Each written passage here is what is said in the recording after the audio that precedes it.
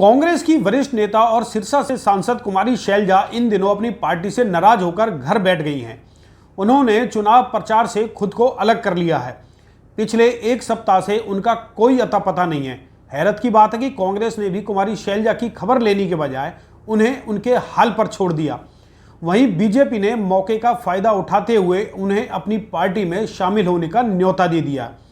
हरियाणा में अब यह चर्चा है कि कांग्रेस से नाराज मैडम कभी भी बीजेपी में शामिल हो सकती है और दलित वोटरों को लुभाने के लिए उन्हें सीएम चेहरा भी बनाया जा सकता है। हाल फिलहाल इस पर सभी की नजरें लगी हुई हैं। दोस्तों नमस्कार, मैं हूं संजय कपूर और आप देख रहे हैं सिटी मेल न्यूज। आपको ये तो पता ही होगा कि टिकट वितरण से नाराज कुमारी शैलजा पिछले एक सप्ताह से कांग्रेस से नाराज चल रही हैं।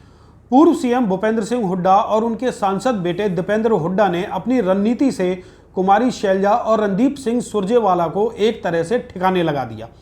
हाशिए पर बैठे इन नेताओं के समर्थकों को उम्मीद के अनुसार टिकटें नहीं मिली, जबकि हुड्डा परिवार ने अपने चहेतों के बीच टिकटों की जमकर बंदरबाट की।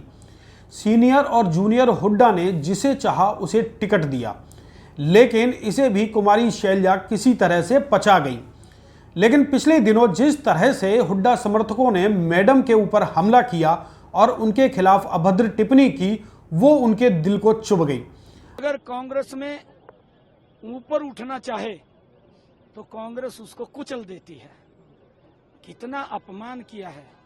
कुमारी शैलजा छोटी नेता नहीं है, वो कांग्रेस की बहुत बड़ी नेता है, दलितों की नेता है। अब इसका नतीजा ये हुआ कि कुमारी शैलजा ने खुद को कांग्रेस के चुनाव प्रचार से अलग कर लिया और चुपचाप घर बैठ गई।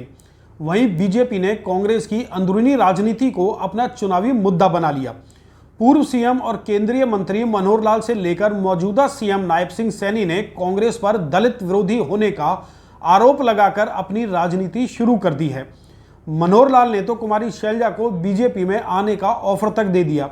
वहीं नायब सिंह सैनी जोरदार तरीके से कांग्रेस पर हमला बोलते दिखाई दे रहे हैं। सोशल मीडिया अकाउंट एक्स के जरिए नायब सिंह सैनी ने कांग्रेस के बड़े वोट बैंक पर सेंध लगाते हुए शैलजा की उपेक्षा को भुनाना शुरू कर दिया। लेकिन अब देखना यह है कि अपनी उपेक्षा को लेकर चुप्पी साधे बैठी कुमारी शैलजा इस पर क्या प्रतिक्रिया देती हैं। इस पर फिलहाल सभी की नजरें भी लगी हुई हैं। एक चर्चा तो यह भी है कि कुमारी शैलजा भी किरण चौधरी की तर्ज पर बीजेपी में जा सकती है। शैलजा और किरण चौधरी के बीच का गहरा रिश्ता भी किसी से छुपा नहीं है। हरियाणा की इस गर्मागर्म राजनीति पर फिलहाल सभी टकटकी लगाए हुए हैं।